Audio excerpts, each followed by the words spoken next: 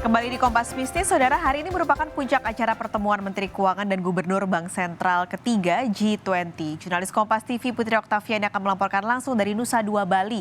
Putri, untuk acara hari ini, highlight-nya apa saja? Ya, Paskas dan juga saudara, benar sekali, hari ini adalah hari yang ditunggu-tunggu karena ini merupakan hari di mana para Menteri Keuangan dan juga Gubernur Bank Sentral akan bertemu di pertemuan ketiga presidensi G20 di Bali.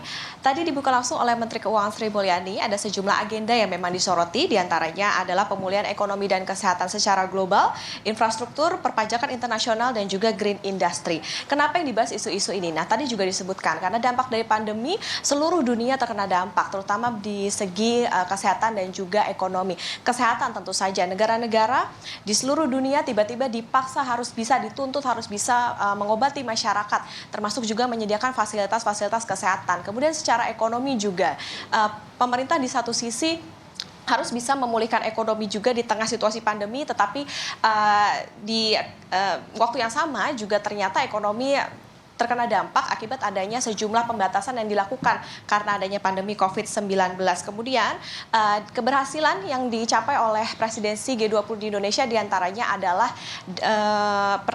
dana perantara. Mas Pascal, maksud kami ini FIF atau Financial Intermediary Fund, di mana saat ini sudah terkumpul sekitar 1,1 miliar dolar Amerika dan sejauh ini kontribusi Indonesia adalah 50 juta dolar Amerika. Dana yang diberikan ini sifatnya inklusif, jadi memang bisa diakses oleh seluruh negara termasuk negara dengan penghasilan rendah dan juga menengah. Ini gunanya adalah membantu memfasilitasi untuk masa pencegahan, kesiapsiagaan dan juga merespon adanya jika pandemi kembali. Kemudian yang juga disoroti adalah soal green industry. Nah, ini yang juga penting, Paskalis, di mana dunia usaha ini membutuhkan pemulihan lewat pembiayaan yang berkelanjutan. Bagaimana juga dunia usaha ini mendukung cita-cita dari para pemimpin negara untuk bisa menciptakan low emisi karbon ataupun juga zero karbon di tahun 2060 terutama di Indonesia. Nah, ini yang dibutuhkan adalah dukungan pendanaan bagi dunia industri di saat mereka harus juga pulih akibat pandemi dan juga mendukung bagaimana cita-cita untuk no emisi di tahun 2060. Lebih lengkap kita dengarkan terlebih dahulu cuplikan pernyataan dari Ketua Kadin Indonesia, yakni Arsyad Rashid, berikut ini. Peningkatan akses kepada sumber pembiayaan yang terjangkau dan tepat. Itu rekomendasi yang pertama. Rekomendasi yang kedua adalah kolaborasi antar negara untuk mempercepat transisi energi menuju net zero, di mana Indonesia sudah mengatakan net zero 2060. Lalu yang ketiga adalah bagaimana mempercepat pengembangan dan adopsi infrastruktur digital sendiri. Itu yang juga menjadi rekomendasi yang kita masukkan.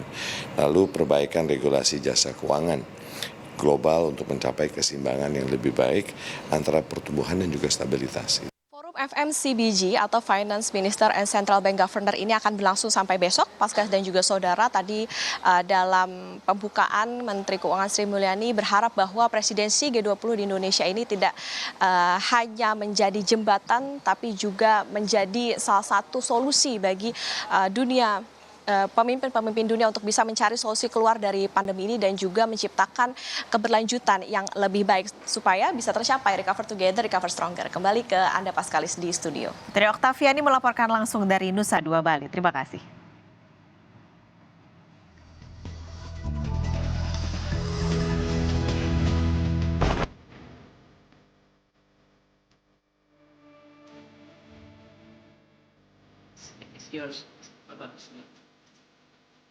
Recover together, recover stronger.